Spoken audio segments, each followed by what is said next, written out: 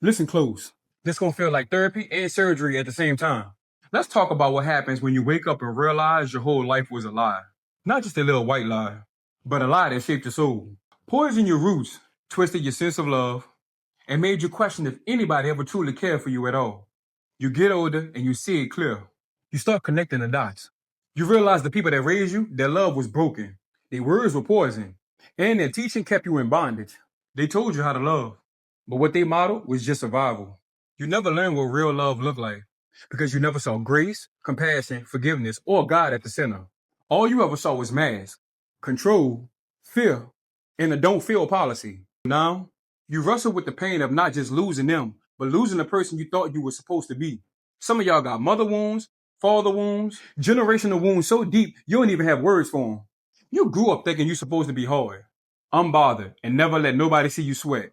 But real talk, most of the strongest ones you know, the ones who act like they ain't fazed by nothing, they're the main ones who can't even sit with God in silence and drop it at his feet. It takes real strength to face the truth about where you came from. It takes a warrior to break a cycle and not just repeat it. That's the real test. That's what set kings and queens apart. So what do you do when life hits you with that reality check?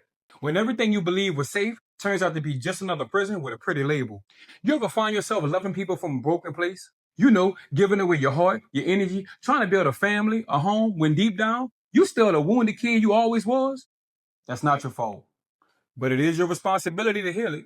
Real love, the kind that changes generations, it ain't built on lies, pride, or ego. It's built on a willingness to look your wounds in the face, to admit your flaws, to take the L's and bring the inner child out the darkness and let them know. We're not going to cry every time it's time to go home. We're going to always trust we can come back to joy, even if it takes a season of pain to get there. Most of us had to learn how to parent ourselves, to be the love we never saw, to sit with that little boy or little girl inside and let them know, you safe with me. We can go to the park, we can laugh, we can play. And even when it's time to go, it don't mean the fun is over. It just means you can trust I'm bringing you back. That's how you build safety inside yourself, so you don't keep looking for it in people who ain't got it to give. But here's the thing. When you start waking up to these truths, you realize people around you still sleepwalking, still lying to themselves, still clinging to broken family patterns, still letting pride, secrecy, and ego drive their life. Some folks run from pain so hard, they'll sabotage every good thing God tries to put in their hands. But you got a choice. You can break the cycle. You can decide to stop running from the hard parts of yourself. God will pull you by the skin of your teeth if he has to. He'll let everything fall apart just to build you up for the next generation. That's what legacy work is. It's being willing to break your own pride, strip off the codependency, stop letting somebody else dictate your value.